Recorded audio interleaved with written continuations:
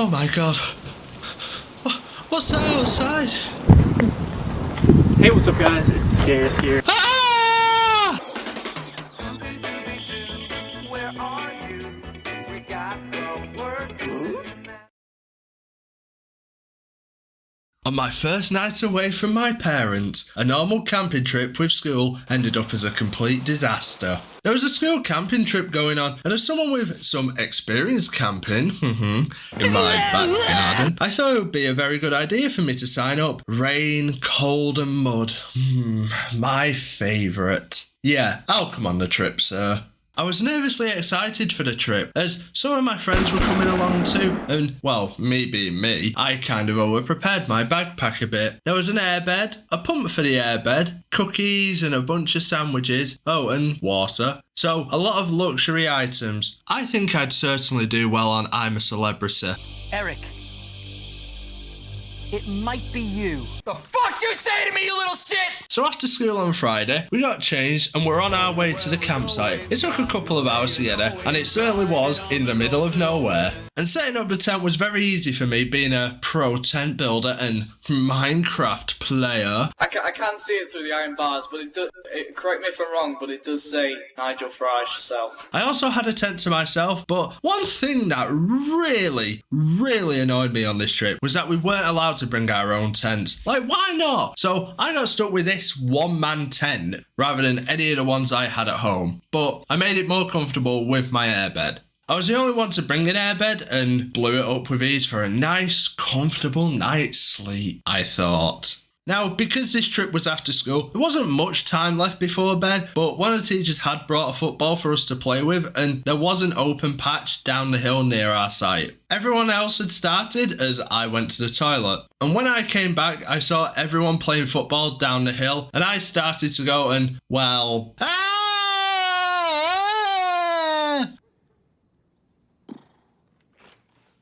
Ow. Ow. Ow. My leg hurts so much. Still got up though and went to play football. And playing football was quite fun, and we had a good time together as the sun started to set and it was time for food. I had brought my own food from home as I knew I wasn't going to eat this crap which was provided for us, which was some kind of pasta dish the school lunch served up every day. I am very particular when it comes to food, you know, probably the autism did that one for me, thank you. But it was still nice to sit around the campfire with everyone and eating, and we even got to toast marshmallows over the fire. The weather had got progressively worse though through the night as the heavens opened and the rain came through, and like that, it was time for bed. Ah, crap. This is where the electric goes out, we have no phone signal, and the murderer in a mask comes out from behind the trees. Nah, seriously, that is just some cliche that movies do, mate. Oh, what's this? Got no signal here. Let me try over here. Hey, Eric, what's that in the lake? It's hard to believe that 10 years ago was just 10 years ago. Ah! It's the deep! Run! Please don't. Hey, look, you're gorgeous. Now it was time for bed and my leg was still hurting from my fall earlier. Yeah, remember that? So one of the teachers had to help me into my tent. Something to this day I still feel kind of embarrassed about, but the night just got worse from there on out. What's that outside? Is it you again, Deep? No, it was two knobheads trying to torment me from the outside, but I dragged one inside and they were never heard from again.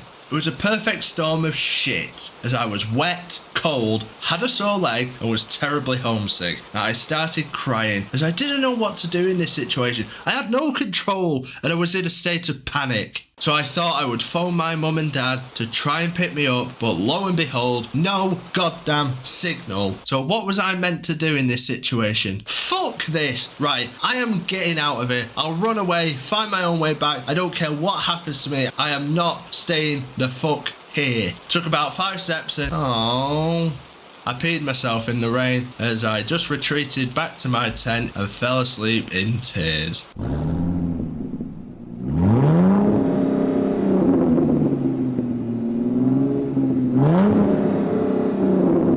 And in the morning, I was the first one up at the crack of dawn and went to the toilet. I just sat at the table we had and waited for more people to wake up with the usual, Hi, how are you? end. Did you sleep alright? And so on. And eventually, the whole group was up, ready for the hike. And to prepare for this hike, the main teacher got us around the table and pulled out a map to direct us onto this hike. 2 teams will infiltrate. Garrick and I will plant charges on the pipeline. Farah and Alex, you'll get a detonator from Nikolai and rig the main furnace.